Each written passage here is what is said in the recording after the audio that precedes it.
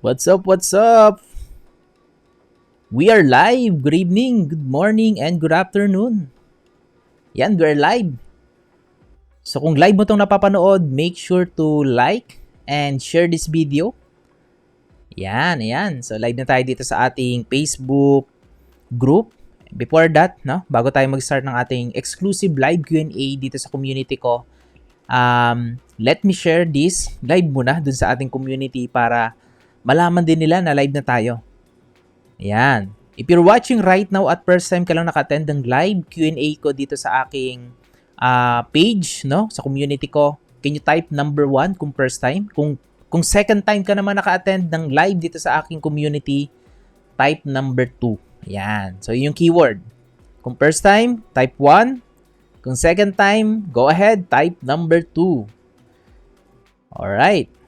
Of course, batiin muna natin yung mga kasama natin ngayon dito sa ating live Q&A. If you have anything questions related pagdating sa sales, marketing, and business, paano natin matutulungan yung bawat isa, paano mag-grow ang business natin, no, gamit yung mga online marketing strategy. Yan. We are live. Alright. So go ahead. If you have anything questions later on, drop mo dyan sa baba, no? Sasagutin natin yung mga katanungan, no? Katanungan ng mga community natin. Yan. Questions related sa business, online marketing. Yan. Sige, shoutout muna natin yung mga bagong dating lang. Siyempre, unahin natin yung mga bagong dating. Drop dyan sa baba kung saan ka nanonood ng ating live para ma-shoutout kita, mabate. Ayan. Eman. Si Eman is number 1. Eman, by the way, first time ka mag-attend ng ating live or second time? Can you type 1? Kung first time? Yan. Thanks for watching. Yan. Kitang-kita ko na dito sa cellphone. Sa cellphone ko titingnan. Yan. Para makita ko kahit hindi ka nagko-comment. Yan. Yan. Sige. Sasagutin natin yan. Catherine, thank you so much for coming.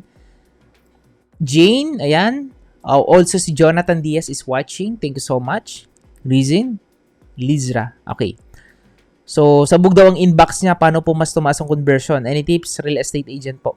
Sabog ang inbox, no? Good problem, no? Ano ba yung sabog ba sobrang daming inquiry na hindi mo na kayang ma-handle? Ayun ba yung currently problems mo? No? Paano po tumaas ang conversion? Nasa real estate siya. Any tips, no? So, basically, kung nahihirapan ka, good problem kasi na-experience mo ngayon. Sabihin natin, maraming kang inquiries. So, ngayon, kailangan mong ma-handle lahat ng inquiries na yun kasi sayang yon kung hindi mo siya kayang ma-handle dun sa inbox mo. So, as much as possible, you need to create a process or system para masagot mo lahat ng inquiries na meron dun. Kung hindi mo kaya, no? Pwede mo siyang i-delegate. And then, yung pagde-delegate, let's say meron kang admin or a chat support, ipipilter na lang ng admin mo yung mga most likely interested dun sa offer mo para ikaw magpo-focus ka na lang sa conversion or closing the sale. Okay? Or sa client, to meet up your client. So, kapag marami kang inquiry, good problem yan. So, yun nga yung problem ng iba, no? Walang inquiry. Ikaw, marami kang inquiry. So, good yan, no? Roy, yeah, thank you so much, no? Ay, marami tayong mga viewers dito na first time. Meron pang nanonood from Middle East, hindi ko alam yung pangalan, pero nakaganon siya. Yan, hindi ko alam kung mga kabayan natin yan. Ilaw din Jane. Bakit po anong question ba to? Bakit po ang pogi-pogi? Kala ko seryoso naman question, Jane. Thank you so much, no? Thank you so much din for watching, for supporting our live. Please feel free to share this live kung tingin nyo makakatulong to sa community nyo, kung meron silang mga katanungan. Meron kayong community na struggling when it comes on online business, marketing, selling, or even Facebook ads, no, share this video kasi most of the time kapag nagla-live ako, yun yung mga pinag-uusapan namin dito sa live Q&A. Karamihan mga Facebook ads related. So, yeah, happy naman ako sagutin yon kasi yun yung audience ko na meron ako, no, na someone, mga business owners, entrepreneurs, online marketer na gumagamit ng paid ads. Ayan. So, kung meron kong questions related sa Facebook ads, go ahead. Pwede ko rin sagutin yan. Dandan Aranyas is watching. Sige, sagutin natin. Sige, si Lovely MSL. How to increase quality of leads. Grabe. Ganda ng question ni, ni AMSL. Lovely AMSL. Hindi ko alam kung yun yung apelido niya. Pero, to increase the quality of leads, sa akin kasi, number one kasi, yung source kasi, pwedeng magdedepende dyan. Example, ganito. Bigyan ko kayo ng, ano ba yung quality of leads? Let me check this. So, quality of leads. Okay? Magdedepende yan sa source of traffic. Kung sa Facebook ads ka nagre-rely at gusto mo ng quality of leads, medyo magiging challenging. Pero, pwede mo namang ma-filter yung mga quality of leads dun sa Facebook. So, basically, ang gagawin mo, so ang question niya is, paano makakakuha? Wait lang. Tasahan muna natin to. Quality of leads. Quality leads.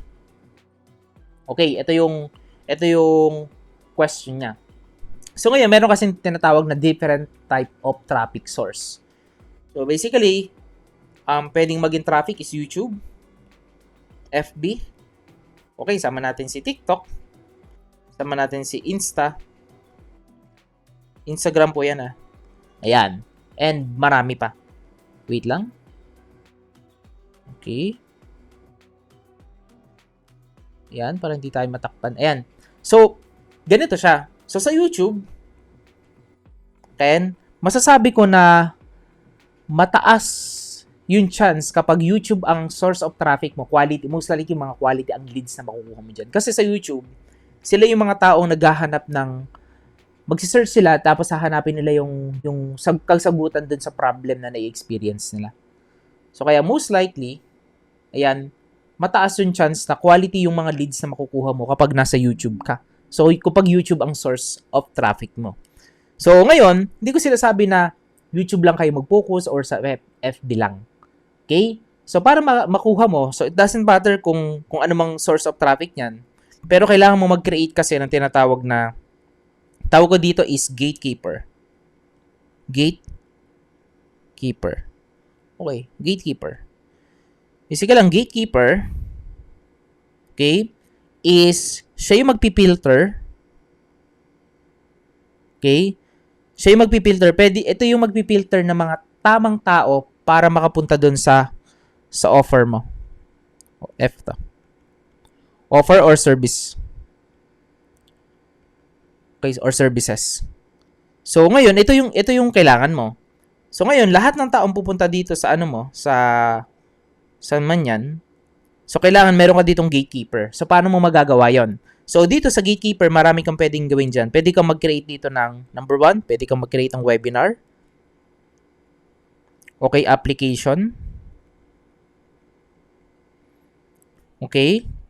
And, okay, BSL. And so on. Marami pong sabi. Webinar, application funnel, video sales letter, and so on. So, dito kasi pinipilter niya bago mo mapapunta dun sa offer. Kahit free may or lead magnet. Okay? Lead magnet. So, ang gatekeeper kasi, ang trabaho niyan is i-pre-qualify yung mga taong para pumunta dun bago ka mag-invest ng time sa mga taong gusto mong kausapin. Okay? Or pre-call or demo. Usually, yung pre-demo, demo call, ginagamit to sa may mga software. So, basically, ganun siya. So, para bago sila makapag-apply, okay, or bumili. Okay? So, yun yung process na ginagawa ko. Pero, kung tatanungin niyo ako, number one is YouTube, quality of traffic. Number two is FB. So, sa dalawang ito, I tried TikTok and Instagram. Yes, Instagram is maganda na rin. Pero number one is YouTube, yung quality of traffic. Talagang quality, sobrang quality ng traffic sa YouTube. Kung nagko-content ka. Kasi hindi ka madidiscover sa YouTube kung wala kang content. Okay? Sa FB naman, yes, maganda na rin. Basta tama hindi tama ang targeting. Maganda yung messaging ng content mo. Papunta dun sa offer na meron ka. But, lagi nyong isipin, lagi dapat na hindi mawawala sa sales process nyo is yung gatekeeper. Okay? Don't promote directly dun sa offer or services. Most of the time, ganun yung ginagawa. Promoting directly to an offer or services is hindi siya best strategy kung gusto mo ng quality people or leads. Okay? Hopefully makatulong yung Lovely. Yan. Eman, thank you so much for supporting. Idol, anong gamit mo for writing? Ang gamit ko po for writing is, okay, ito. Apple Pencil. Yan. Tapos yung pre-app ni iPad. Yun lang naman. Tapos kinonect ko lang. Yeah, thank you so much. Sabi ni Mike, hi coach, paano mo kung do you have suggestions po to target para sa high value offer? Gas station worth 26 million and house worth 15 million. Ito yung high value offer. Okay, so good suggestion. Siguro dalawa ang pwede kong bigyan kita ng tip, Mike. Number 1, okay, to attract, okay, high value offer So meron din positioning. Okay? So ibig sabihin, yung positioning mo as a marketer or a promoter, a brand ambassador is high value. Okay? That's number 1. Para ma-attract mo yung mga taong most likely bibili ng ganung kalaking offer. Ang laki niyan 20 million, 15 million na house and lot. Kailangan mai-position mo muna yung brand mo na high value. So, hindi mo kailangan dito na maging billionaire or multi-millionaire, basta high value. Okay? Ano ba yung maraming way para ma-position mo na high value. So, pinaka-best way is to provide value. Okay? Provide value. Educate. Okay? And, ito, personal branding. Dapat meron yan. So, ngayon, ito yung positioning muna. So, ngayon, i-connect mo ngayon to sa creative mo. Okay? Wait lang, tatamaan. So, dito na sa add creatives. So, sa add creatives, dun pa lang hindi ka kasi makakabenta ng worth 15 million na bahay kung sobrang parang ang baba ng value ng creative mo. Okay? So, kailangan mo ma-attract. So, model mo yung mga talagang, punta ka sa YouTube, search mo like Preselo o yung mga sikat na mga YouTuber na gumagawa ng mga high-value content para sa high-value offer. So, model. Kasi proven yun. Talagang nabebenta nila ka. Hindi lang 15 million na house and lot. 150, 250 to half a billion worth of property na ibebenta nila kasi high-value yung creative nila. So, doon, sa part na yun, wala pa silang paid advertisement. So, pure organic.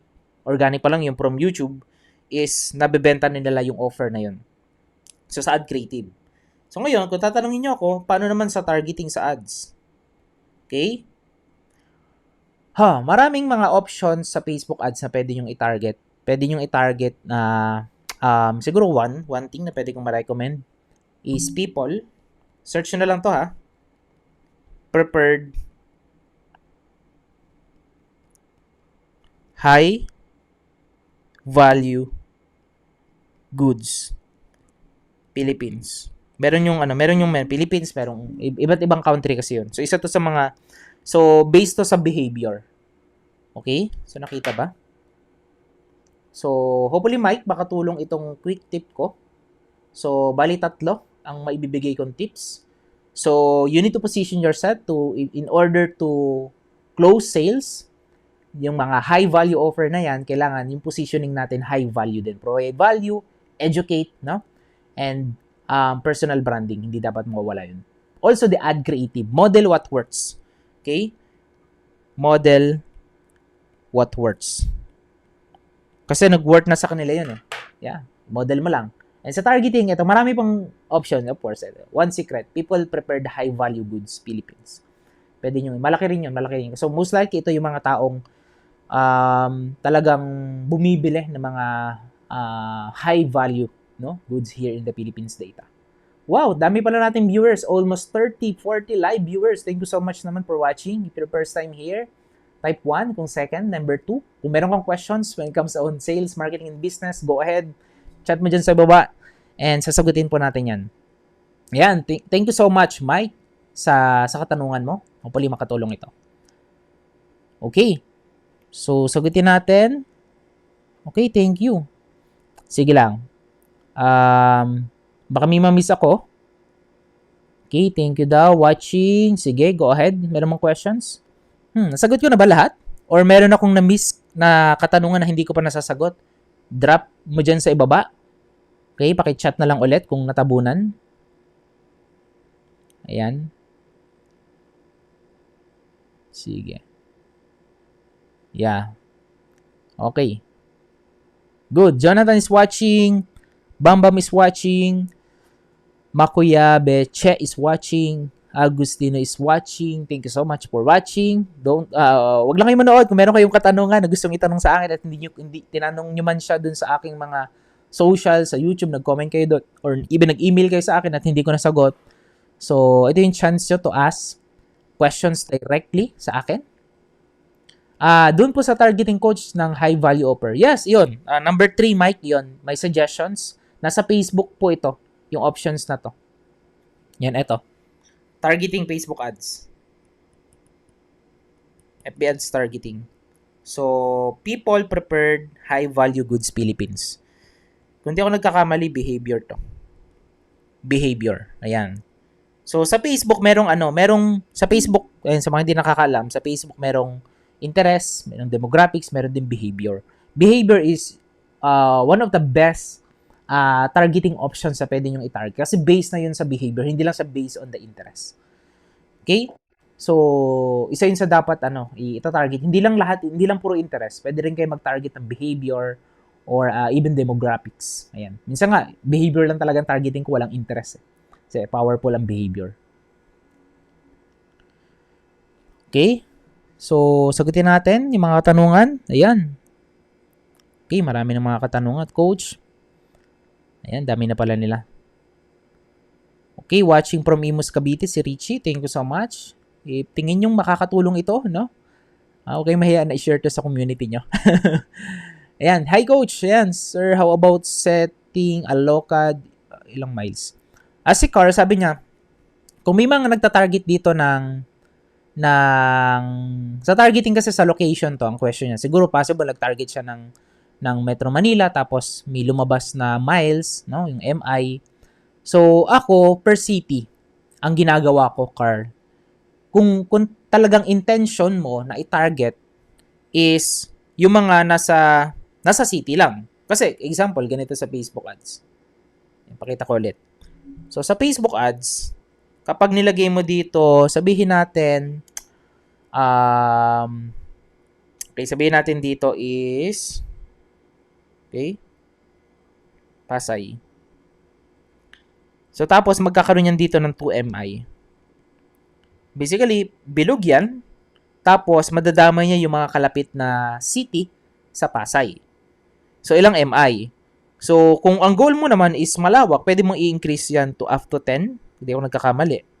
Pero, pwede mong i-target yung current city only. So, di ba, hindi ka na magta-target ng iba pa. Sa current city only. Sa may taas ng options doon sa MI, sa taas lang ng konti, meron doon current city only. So, isi-select mo specific yung mga city na gusto mo i-target. Kasi pag ganito, medyo malawak. Pero kung broad naman yung targeting mo, gusto mo bilog lang talaga, madama yung other city, okay na rin. So, makikita mo naman sa bilog doon kung ano yung mga sakop na makakakita ng ads mo. So, ayun. Yung 2MI, medyo malaki na rin yun. 10, siguro yung 10 mo, aabot na to ng Bulacan. Okay, hindi ako nagkakamali. Kung naka-pinpoint yan sa Pasay. So, nakadepende yun sa audience mo, sino ba yung mga ita-target mo. Lagi mong i-check kung yung offer mo, services mo is specific city lang. Make sure na specific city lang. Consider, wag MI. Okay? Huli makatulong yung Carl. Coach, paano naman gawin ang payment ko? Maglalagay ako ng budget, good for 10 days na hindi pa nag-e-end ang ads back. Kung maglalagay ka ng budget, good for 10 days, i-compute mo magkano ba yung daily budget mo. Kung, let's say sabihin natin 500 a day, tapos 10 days, So, kailangan, kung prepaid ka, lagyan mo yan ng 10,000 upfront para yun yung i-spend ng ads mo in the next 10 days. Pero, pwede namang kung hindi mo kayo ilagay upfront, 5,000 pala yun, kung 500. So, pwede mong ilagay mo na 1,000. Okay? So, pag prepaid naman, walang problema. Tapos sa prepaid, ang maganda kapag yung ads mo 500 a day, tapos naubos yung prepaid balance mo sa Facebook ads, hindi ka na ma-charge. Okay? Kasi walang prepaid balance. So, kailangan mong maglagay ng prepaid balance para ma-charge ka ulit. Mag-run ulit ang ads mo at ma-charge ka ng Facebook. So, safe yun. Okay, safe yun. So, hindi ka mag-worry kasi nakadepende sa nilalagay mo na prepaid balance, tapos nakadepende kung magkano yung daily budget na inalat mo dun sa Facebook ads, yung lang yung mai spend sa'yo. Okay? Yes, Juliet, pwede i-reuse yung existing ad creative. Siguro kung reuse, wag mo siyang gagamitin ulit na in a sense na parang re-upload mo lang. So, as much better na i-repurpose mo instead of reuse siguro. Repurpose. Ibig sabihin, papalitan mo ng pwedeng background music, papalitan mo ng hook, papalitan mo ng mga other clips, mga ganon. So, kasi pag same lang yun, parang, sayang naman. Pero kung effective yun at i-reuse mo, okay lang yun. Wala ka nang babaguhin. Kung i-repurpose mo siya, improve mo na lang. Yes, Makuyabi vertical. Yes. Okay, ganun. Vertical meaning yung duplication ng multiple ad set. Sobrang effective. Hindi ka naman marirestrict. Horizontal or vertical scaling, both it works naman yan. Basta alam mo yung alam mo yung conversion ng ads mo.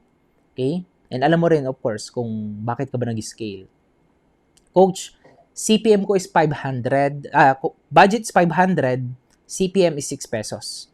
Okay ba ang results? Okay. Real estate. Kung nasa real estate ka, okay na okay to. Kasi 6 pesos, napakababa niya na cost per message kung nagbebenta ka ng property. Parang, yan yung pangarap ng mga nasa real estate agent na nagra-run ng ads. Mababang cost per message. So, below 10 pesos, pinaka-good yun. Okay? Kasi property ang binebenta mo eh. So, siguro, nakuha mo yung tamang creative or hindi ko lang sure kung naglagay ka ba ng targeting, filtered ba yung targeting mo or mass audience ba yung tinarget mo. So, may possibility kasi na mababa ang cost per message pero yung quality of leads naman is hindi ganun ka-quality. Yung iba naman, mataas ang cost per message pero sobrang quality ng mga nakakausap nila. Yung iba naman, mataas ang cost per message, hindi pa quality. May mga ganung chance. So, anong mga action steps na pwede mong gawin? Okay, kapag ang ads mo, mataas ang cost per message tapos hindi quality ang nakakausap mo, most likely, hindi rin quality yung ad mo or yung offer mo. So, kailangan quality. No? Ang gagawin mo dun sa creative mo palang quality na. Okay? So, sa targeting, huwag kayong masyadong ma-stress sa targeting. Ito yung dapat kong i-target. Ito yung tamang targeting. So, dati, I think si Facebook, dati ganun. Kailangan tama talaga yung targeting mo. Pero ngayon kasi, hindi siya optional. Pero, kahit wala kayong ilagay na targeting sa panahon ngayon, it works pa rin yung ads, magko-convert pa rin yan. As long as yung message dun sa ad mo is tina-target yung mga audience na gusto mong pakitaan. Ganun nag-work yung ads ngayon. Pero bonus na lang kung makuha mo yung tamang creative. Like, sa creative, location-based targeting, hindi lang naman interest ang tina-target. Considering the location, consider the age, di ba? Ayun yung mga sa targeting. Ano pa ba? Behavior, demographics, yan. Norman, pag learning limited, anong much better gawin? After nun, para next time, maalis na yung learning base. Learning limited, ibig sabihin, hindi niya na-reach yung certain results dun sa ads mo. Okay? So ako, ang gagawin ko dito, anong much better? Anong gagawin ko kapag learning limited? Okay? So, hindi ko i-stop yung ad, pwede kong palitan yung creative. Okay? Kasi, kaya nagkaroon ng learning limited is hindi na-reach yung goal na gusto mo dun sa ads mo. Example, hindi siya nagkaroon ng 10 conversions in the past week. Okay? In the last 7 days. So, walang conversion. Ibig sabihin, hindi effective yung ad mo. So, palitan mo yung creative, update mo yung targeting, okay lang naman yan. Or duplicate mo, create ka ng bago. So, yun. Siguro, gawin mo, Norman, yun talaga ang best gawin. Okay? Kumbaga, relaunch new ad. Pwede mong i-off yan kapag learning limited, off mo na lang siguro. Kung para at least meron kang, ayun yung isa sa mga ginagawa ko. Kapag meron akong ad na hindi effective, ang ginagawa ko is ganito. Instead na i-delete ko or i-stop ko yung, instead na i-delete ko yung ads ko or i-edit, so make sure, kapag meron kayong mga ad na hindi effective, number one, i-an nyo lang siya, turn off nyo lang. Okay? Bakit nyo iti-turn off? Kasi hindi siya effective. Number two, create ka ng bago. Okay? Relaunch new ad. So, yung hindi na to effective, nandyan lang yan.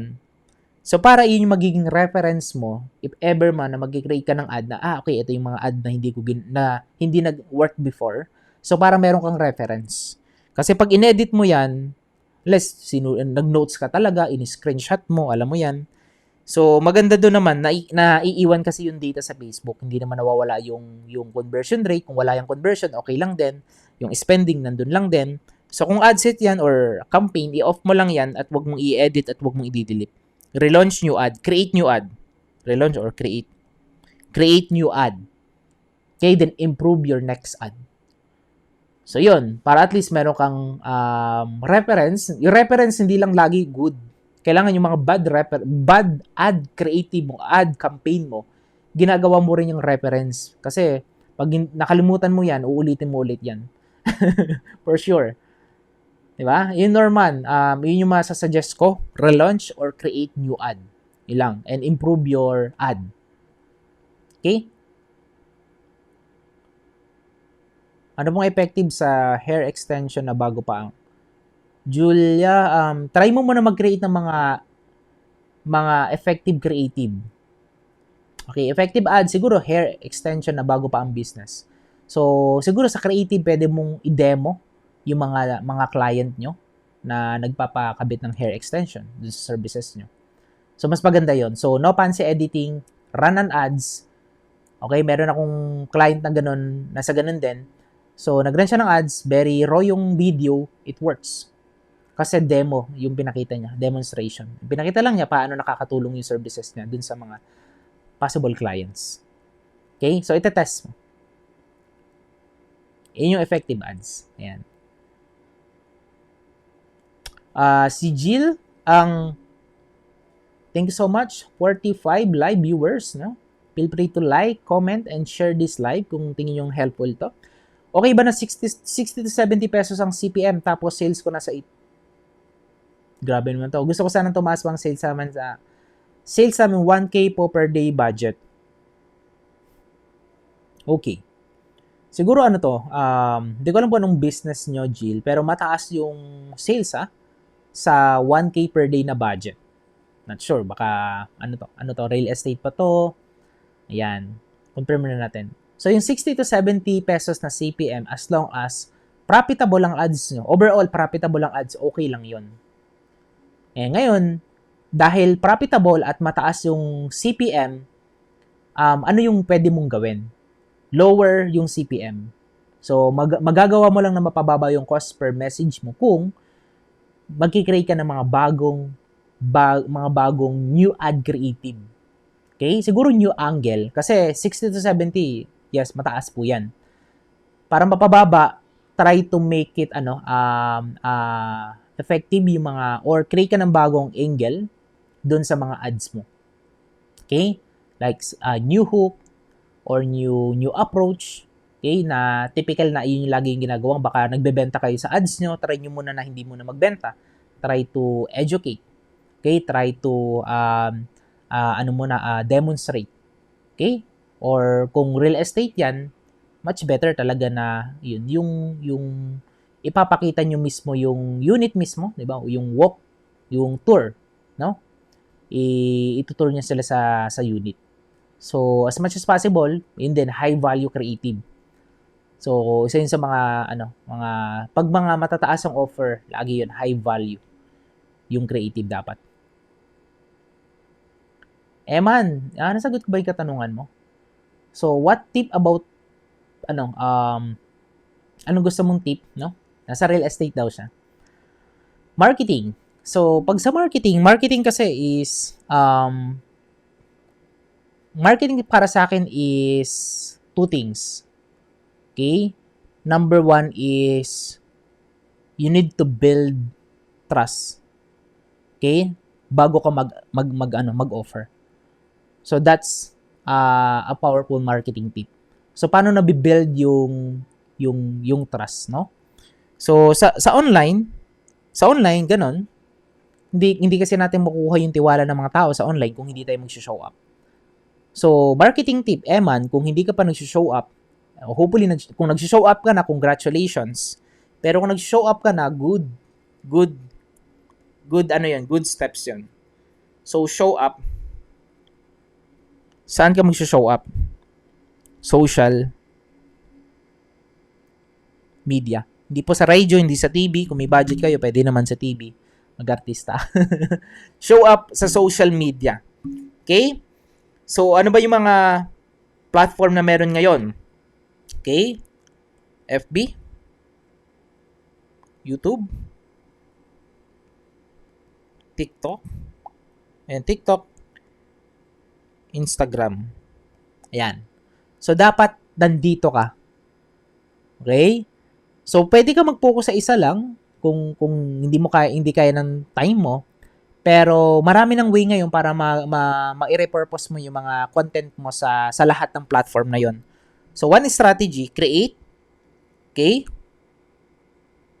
One shorts, make it maximum of, 90 seconds, kung di ako nagkakamali 1 minute or 90 seconds video. 1 minute okay lang naman. So, para pasok dito sa lahat. YouTube kasi alam ko 90 seconds na. 90 seconds or 3 minutes. Double check nyo na lang. So, 1 minute to 60 to 90 seconds video. Create one short video and then i-upload mo sa lahat na to. Okay? I-upload mo. Upload mo siya ng siguro like regular 7 p.m. daily. Kung daily ka magki-create ng ad. Ng mga shorts video. Kung daily or kung MWF, ako MWF yung strategy ko na bago. So, yung strategy ko para sa 2025. So, MWF publish shorts video sa lahat ng platform. FB, YouTube Shorts, TikTok, and Instagram. Okay? So, dati kasi I'm only focusing on YouTube. Okay? Dito lang ako nag-focus sa YouTube. Yes, okay. It helps nakapag-build ng 80k plus 1,000 subscribers sa YouTube na solid talaga yung mga following. So, yun yung advantage ng YouTube. Pero, malaki kasi yung nasasayang na opportunity sa Facebook and TikTok and Instagram kapag wala ka dito. So, dito, one effort lang to. One short video, okay, shoot ka, parang 30 minutes a day, kasama na editing or 1 hour a day. Then, yun yung i-upload mo ngayon sa lahat ng social media na meron ka. Okay? It works to sa any niche sa panahon ngayon. Lalo kung meron kang business, kahit brick and mortar business yan, you need to show up on social media. Okay, alam nyo ba yung mga billionaire dito sa Philippines, no, na may si Ayala, nag-show up na rin Dati hindi mo sila makikita na nag-show up sa social media. Ngayon nagpa-podcast na sila, may mga shorts na rin, and so on. So kasi naintindihan nila yung social media is the next big thing, even though nandun na tayo, pero mas lalaki pa yung potential ng social media kapag ngayon 2024 is okay, ginawa nyo na siya. Kasi ganun din kapag hindi mo siya gagawin 2024, hintay mo yung 2026 or end of 2025. So marami ng bago. Example dito, sino dito yung sumabay sa TikTok? 'Di ba? Maraming mga sumabay sa TikTok na mga millennials na ngayon mga brand owners, mga basta millions, multi-millions of followers, mga ambassadors na tingin dati na parang imposible sa mga content creator na sumikat ng ganung kabilis. So sa TikTok. And may mga good news dito sa YouTube. Okay? Kanina kaka-check ko lang ng may mga bagong algorithm by year 2025. Massive yung potential ng ng shorts pagdating sa YouTube. And also ganun din naman sa lahat. Reels, Instagram, ayan. Pero YouTube is changing. So, kung hindi ka pa nag-upload ng shorts sa YouTube, upload shorts. Okay? So, yeah, yun. Yun yung mga pwede kong ibigay na strategy as a marketing tip, as a real estate agent. Show up. So, kung 1 minute, ito kasi medyo mahirap ma-build medyo matagal. So, ako, number 2 is magkikreate pa rin ako dito ng mga long form video. So ito, long form video. So hindi lang shorts. So long form video strategy. Let's say okay, etong live once a week, long form content to na ginagawa ko. So shooting a 30 minutes to 1 hour tutorial sa YouTube, long form video strategy ko 'yon when it comes on Facebook ads niche. So yun yung ginagawa. Kung sa real estate ka, shoot a video na pwedeng nag-educate ka or pinapakita mo mismo yung actual unit ng mga clients mo. Siguro, kung meron ka mga i-follow sa ganung level of strategy is Ryan Serhant. Eman.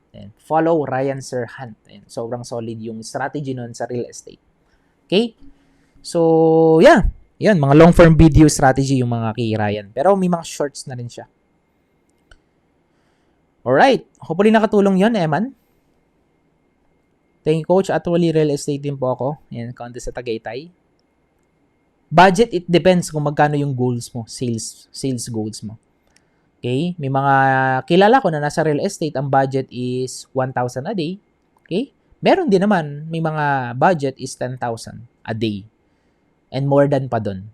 So, magdedepende kasi sa target sales mo. Kapag nalaman mo na yung conversion ng ads mo, so, every peso na nilalabas mo or every 10 pesos, 100,000 pesos sa ads mo per month, and ito yung ROI, magdedepende na dun kung magkano yung allocated budget mo per day.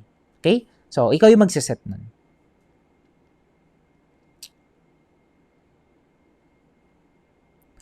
Lots in Cavite, 2 million audience, malaki po ba? Yes, malaki yon yung audience na yon.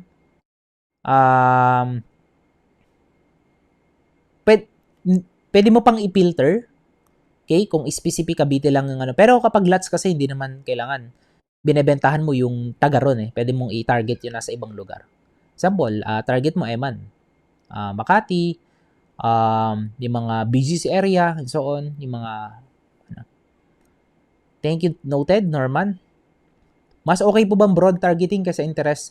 Both it works to, Bilma. Ayan. Interest targeting. Siguro yung pag-interest, ayan, para hindi kayo mo-confuse, sa targeting, merong broad targeting. Okay? So, let's say ito yung interest. Interest. Let's say, ito, ganito yung kalaki. Ayan. So, let's say, ang target dito sa interest, ayan, is isang bang industry, beauty product. Okay? So, ang tinarget natin dito is si Bea Alonso. Okay? So, public figure. Pwede nyo pong i-target yun. Sabihin natin meron siyang 2M+. Okay? Audience. So, dito, ito yung audience na mas malalaki. Ayan. Malaking audience dito. Yung audience na to is maabot yan ng 20 million plus. Sabihin natin beauty, health and wellness or skincare. Skincare. Yan. Parang donut lang, no? So ngayon, yung ads kasi is mas effective siya sa panahon ngayon kung bibigyan mo siya ng mas malawak na audience kesa sa, pero itong 2M is consider na to na broad kasi 2 million is laki na nun. May mga iba kasi nagta-target na parang ito lang yung target nila. 100,000, 200,000, 500,000 audience size. So, yun is napaka-specific. And sobrang mahal mag-run ng ads sa sobrang liit ng audience. Kasi kung gagawin ni Facebook yon, targeted na yung mga, let's say ito 100k lang to. Tapos lahat ito is talagang interested sa specific topic na to. Tapos mag-run ka ng ads. Tingin ko hindi ganun nag-work yung algorithm ni Facebook. Kung ganun man, sobrang mahal ng ads. Sisingilin ka ng mahal ni Facebook. So make it broad, like 2M to 20 million. Ito kasi yung next dito, yung pinakamalaki. Yun na yung buong Pilipinas. 100M. Okay? So, ito yung okay. This one is okay. Saka itong nasaan na to. So, 20M and 2 million, i-test mo yung dalawa na yun. Kasi ikaw yung makakaalam ng ads mo kung okay ba or hindi. Okay? So, ako, itetest ko yung 2 million, tapos itetest ko rin yung 2 million plus. So, kaya, magkikreate ako dito ng dalawang creative. Dalawang ad set or dalawang campaign. So, siguro ad set mo na lang gawin. So, dalawang ad set, same creative, targeting Bea Alonso, sa kabila, targeting skincare. Okay? So, hopefully makatulong yun, Vilma. So, masasagot kasi ang katanungan mo kapag nirun mo na yung ads mo. Walang eksaktong sagot kung ano yung okay sa dalawa, 2M or 20 million audience size. Kasi depende yun sa run ads natin eh.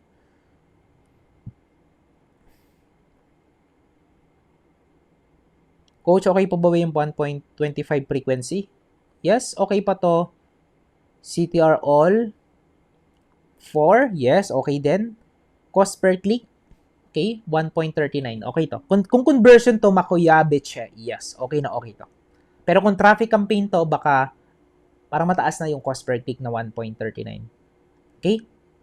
Pero kung conversion campaign to, tapos 1.39 lang ang cost per click mo, okay na okay. Thank you so much. Car industry, si Don, thank you so much. Ayan. Angelo Alalay, nasa real estate, I tried ads recruitment doon sa over conversion, nakalagay 0. Okay. So, kapag nag-run kayo ng ads, tapos parang meron sinasabi si Facebook na you will get 0 conversions, disregard kung mababa lang talaga yung allocated budget mo. Kasi kapag nilakihan mo yun, let's say, from nakalagay 0 conversion, tapos ginawa mong 2,000, nagkakaroon, di ba? So, strategy ni Facebook yun. So, para mag-add ka ng budget, di ba? Tumita si Facebook, so, ina-advise na nalakihan yung budget. Pero kung 200 a day ang allocated budget at wala ka nang magawa, disregard mo yung conversion, yung warning na yon, run ads. So, kapag ni-run mo yung ads, yung pa rin yung magdidikta or magsasabi na, okay, ito lang yung conversion na makukuha ko sa 200 pesos budget.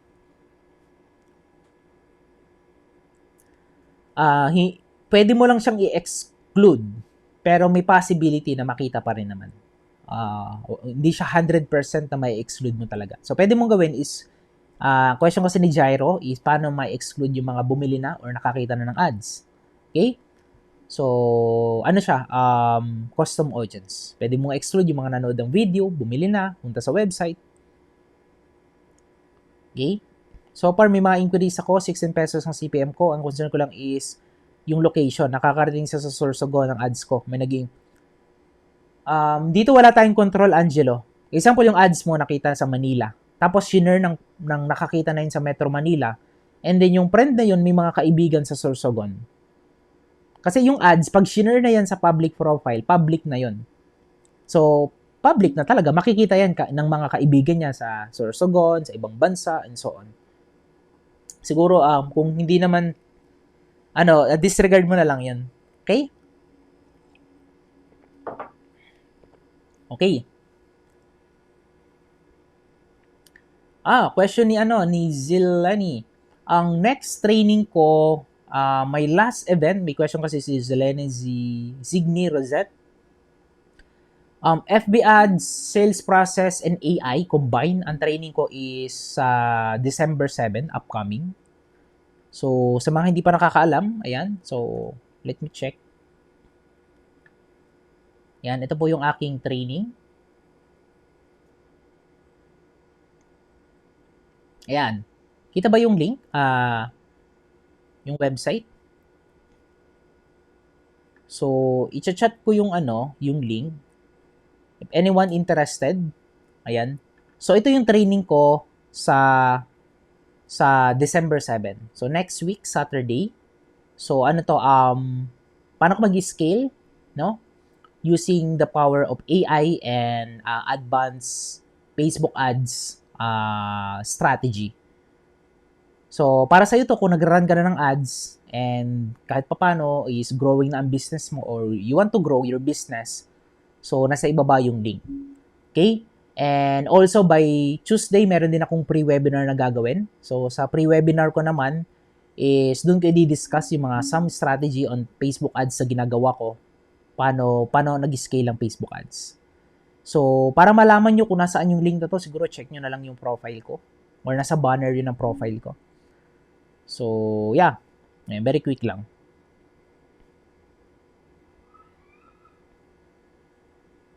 Alright. So, next.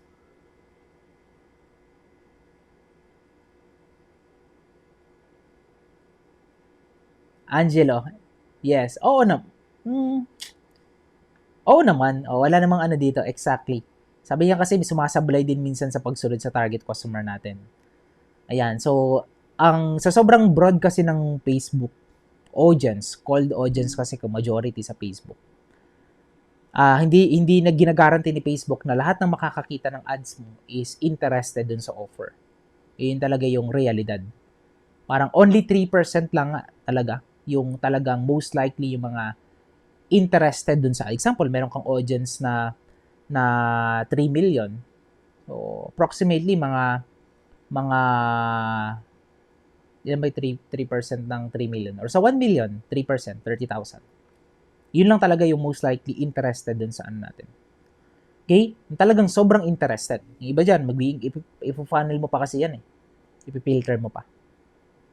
So, ngayon, paano mo siya mapipilter? Yun yung sinabi ko kanina kung napanood mo yung unang sagot ko doon, paano i-filter yung mga audience by creating gatekeeper strategy. Yun. Also, the creative. Pwede mo na silang i-pre-qualify sa creative mo pa lang. Example, if you're a business owner, para sa'yo yung ad na to. Kung hindi ka business owner, pwede mo na skip yung ad na to. So, kapag yun yung creative mo sa Facebook ads, yun. Doon pa lang, alam mo na. Kapag hindi ka business owner, skip. Kapag business owner ka, stop and watch this video. Okay? What you can recommend for travel and tours approach? Ayan. Ano po ba yung ma-recommend? Creative or ad campaign? Sa mga pang-gift coach, anong target? Michael, kung pang-gift to, targeting mo yung birthday, malapit na yung anniversary, meron po yung sa Facebook. Sa demographics, malapit na yung birthday, malapit na yung anniversary. Ayun, yung mga best targeting na baka di kayo familiar. Kapag mga gift product yung ano nyo. Watching from Bacoor, thank you so much.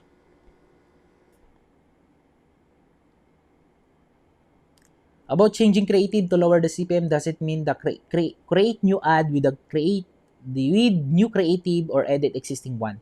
Create new ad campaign, new ad set. Kumbaga, bago lahat.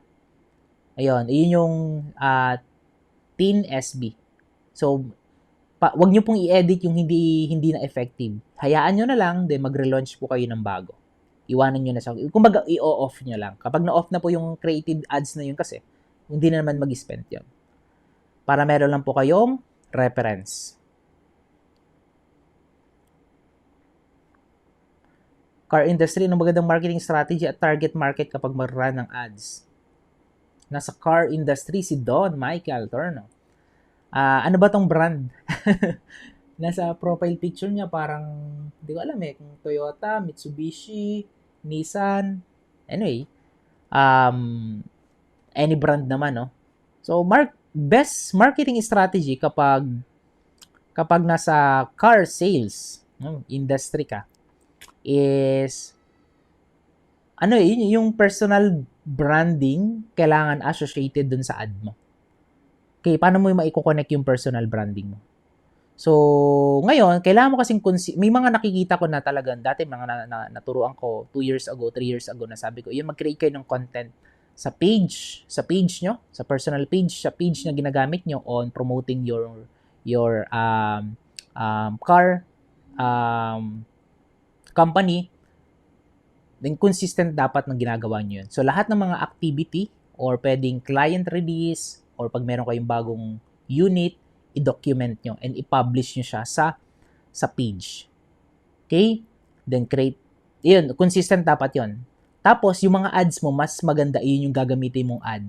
Example, hey guys, ayan, ipakilala ko lang sa inyo yung isa sa mga client natin, magre-release ngayon ng bagong brand yun na, sabi natin, Toyota Fortuner, na 4x4, ayan, si sir, pwede ba kayo ma-interview? Ano yung nagustuhan nyo dito sa sasakyan na to? No? Bakit siya, ito yung pinili nyo? Yun, about dun sa sasakyan. And also, ano po nagustuhan nyo dun sa services na binigay namin sa inyo. So, hindi na nanggagalit. Kasi pag sa ad mo, sasabihin mo, maganda yung services nyo, maganda yung after sales nyo. Marami nang nagsabi nun eh. Sa ad. Mas maganda yung client mismo yung magsasabi. So, paalam ka sa client mo kung papayag ba siya dun sa ganong structure ng ad mo. Siguro papayag naman. Kasi makakatulong yun sa'yo. So, yeah. Tapos, yun yung gawin mo, yun yung i-run mo sa ads. And most likely, magko-connect talaga yun sa mga naghahanap ng unit and at taong gustong makausap na maayos. Okay? Then, target mo rin, location-wise targeting. Location-based targeting doon. Okay? So, mag-focus ka muna sa mga specific area or malalapit na area dyan sa showroom nyo. Huwag ka muna pumunta sa sobrang layo. Punta ka ng Mindanao, Visayas. Diba? Ang layo nun. Dami mong competitor doon. Ang hirap yung i-close kasi nga ang laki ng gap. Ang layo. So, maganda yung kaya mo talagang i-meet ka agad si client, pakapunta dun sa showroom para makita yung actual unit. Okay? Thank you. Angelo, thank you din. Hi, Kembers, Mar, Reason, thank you so much. Mitsubishi. Sabi ko na nga ba, pula kasi. Parang Triton to, na? Triton. Saan branch ka ba doon?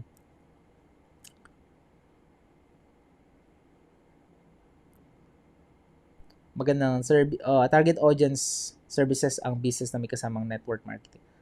Juliet, sige, may business opportunity. Hindi sa target audience talaga. Lahat nakasalalay. Siguro, ano na ngayon, sabihin natin 80-20.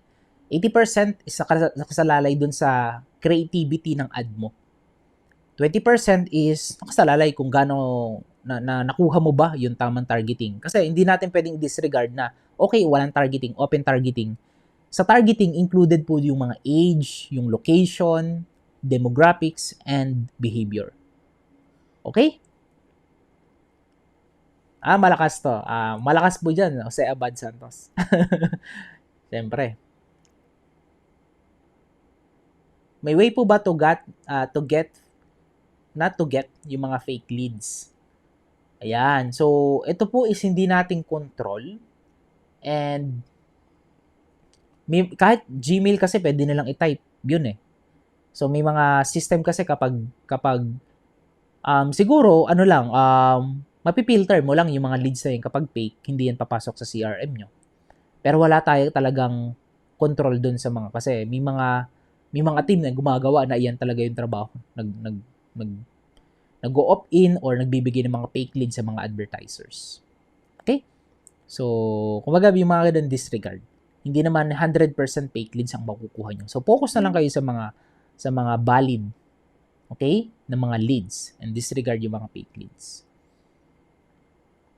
Alright, Coach Jay, pa-shout out. Thanks so much naman sa pag-watch. No? Mitsubishi din. Jonathan Picasso. Ayan. Follow nyo po. Hi po, Adobe Collection. Ay, nagtuturo ba ko nito? Mga ganitong product. Hindi kasi. ito yung mga tawag din, mga crack na software. Alright, so I think almost done. And I hope marami kayong natutunan, nakakuha kayo ng mga tips, advice, and magamit nyo siya sa marketing nyo, sa day-to-day business na ginagawa nyo. And if you're interested sa webinar na gagawin ko, meron akong upcoming webinar. And the good thing about my webinar, no, walang bayad, free. Ayan. So, sino dito interested sa webinar? Ayan, na matutunan paano gumawa ng effective Facebook ads combined with AI. Can you type free dyan sa baba? Ayan, lagay mo lang free. Ayan, bago ko i-drop yung link. Kasi kung wala magko-comment, hindi ko na i-drop yung link. Type free dyan sa baba. Dun sa comment section. Free. Ayan. Free po Sige, paste na natin. Ayan. Si Angelo. Okay. Interested? Sino pa ba? May interested pa ba? Ayan. Kung wala na, no? Sige. So, ito po yung link. I-drop ko, no? Feel free to register. Ayan. So, nandiyan na ba yung link? Please check. Okay.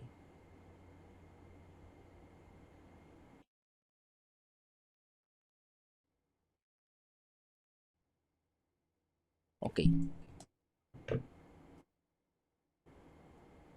Alright, ayan. So, pag mag-register kayo guys, ito yung makikita nyo. So, ay, na-comment ko na. Ayan, feel free to register. So, ito siya. Ayan. So, kailan siya? By Tuesday, 5 p.m. Ayan. So, ano to? This is a very, kumbaga secret strategy to na tinuturo ko lang to sa mga, usually sa mga clients, sa mga events ko. Pero, I can share naman yung some strategy na makaka-help sa inyo. Okay? So, Facebook ads testing structure combined with AI. So, hindi lang po ako dito magtuturo, makakasama natin dito si Brother Zeus Pedrosa. Ayan. Master of AI. And this is free. Okay? This is free. Okay? So, feel free to register. Go ahead, yung link nandyan sa baba. Yan. Kung di mo man nakita, kinoment ko yun kanina. Alright. So, yeah. Done register. Ayan. Thank you so much. No? Feel free to share this, yung webinar na to sa mga friend nyo, community nyo, kasi free lang naman to. Yeah, kasi nag-flight si Brother Zeus Pedrosa from province papunta dito sa Cavite para gawin itong webinar na to. Ayan. So, yun. See you on Tuesday, 5 p.m. to 7 p.m. 2 hours webinar po yun. Okay? So, kung hindi ko man nasagot yung mga katanungan nyo, pwede nyo po yung i-ask directly dun sa, sa webinar na gagawin namin on Tuesday. So, ayan, prepare nyo na. FB ads, AI related, pwedeng, AI related na topic, pwede nyo i-ask doon during our webinar na gagawin. So, go ahead, ito yung link. Ayan, kinoment ko sa ibaba, makikita nyo sa comment section. Go ahead, register. And kita-kits on Tuesday. Guys, maraming salamat for tuning in. Thank you so much for watching. Maraming salamat sa mga loyal supporters natin dito sa ating community and sa page ko. And kung naka-help to, feel free to share. Yeah. So, maraming salamat. Good night and God bless everyone. Bye-bye.